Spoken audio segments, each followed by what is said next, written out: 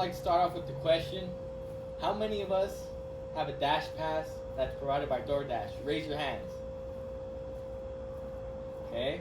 Now keep your hands raised if you have a gym membership. Okay. We see the hands dropping like dead flies. You guys better. I see you guys too, virtually. My name is Christian Vasquez, and this is my persuasive speech called "The Price of Exercise." Many of us have an idea or a concept, image of what a person in shape looks like. And most of us would think of a picture of a man like this or a woman, you know, and it looks like this. But many of us would be wrong, because being in shape, as is defined by Cole Hergott in his article titled "The Difference Between Being in Shape and Looking Shredded," he said, "Being in shape means you're in good overall health and in good physical condition, particularly your cardiovascular and muscular endurance system, meaning you can go for a long time." So most of the time, being in shape doesn't mean you have muscles or you got 6-pack or 8-pack or 12-pack or 14-pack. It's being your condition that you can go for a long time. That, I don't know, you can work 8 hours and not feel tired. You know, you can be in shape like that. I've seen people a little bit more stocky, and you know their condition. For example, football players. You see the defensive linemen; they're like 300, 400 pounds, but I mean they'll beat us in the race any day, you know. And you might say, "Well, Christian, what does that have to do with me? That doesn't affect me." Well, let me put it into perspective for all of you guys. A study conducted by the CDC in 2020 found, and I quote, among all adults aged 18 and over, 24.2% met the guidelines for both aerobic and muscular strengthening activities. 22.7% met only the guidelines for aerobic activities, and 6.8% met only the guidelines for muscle strengthening activities.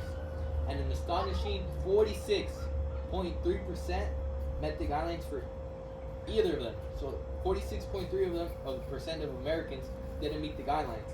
In numbers, for people like math out there in the audience, roughly 156,400,000 people didn't meet the guidelines. Now let me paint this picture for you.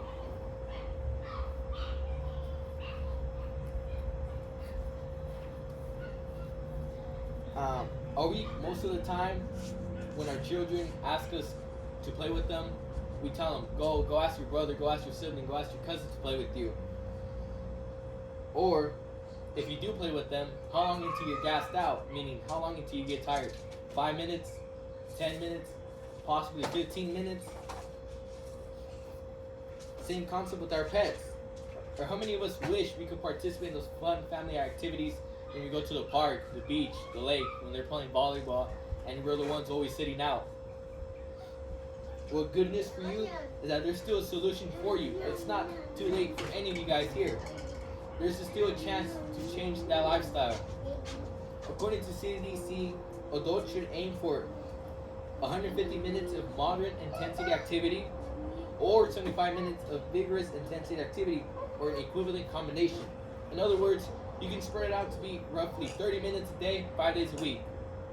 And examples of moderate intensity activity would be walking fast, riding a bike, on level ground, pushing a lawnmower, etc. And examples of vigorous intensity activity would be jogging or running, swimming laps, playing basketball, to name a few. Something as simple and short as 30 minutes a day. And let's be honest, most of us spend more than 30 minutes on TikTok, Netflix, YouTube, and wasting our time when we could, invest it in something else. And I say invest because we invest in things such as stocks, crypto, our 401k, etc. And why not invest in our biggest asset, our health?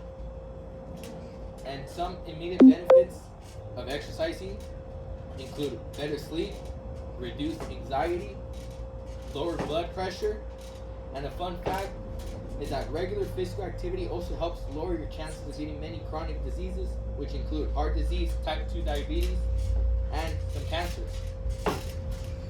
And now imagine that. Imagine you start exercising 30 minutes a day. Just imagine 30 minutes a day. You start sleeping better. You start feeling less anxious at work. You come home from work without feeling as fatigued.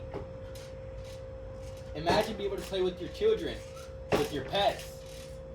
Imagine surprising your family members that they're always making fun of you, and you come out there and you play some volleyball or some football, and you show them what's up. You show them what's up. And it sounds amazing, right? Well, that can be you. It could be you. It could be you. Yes, and it will be you. And as I conclude my presentation, my speech, I encourage you right now to get up from your seats and shake off that laziness. Just shake off that laziness. You guys can do it.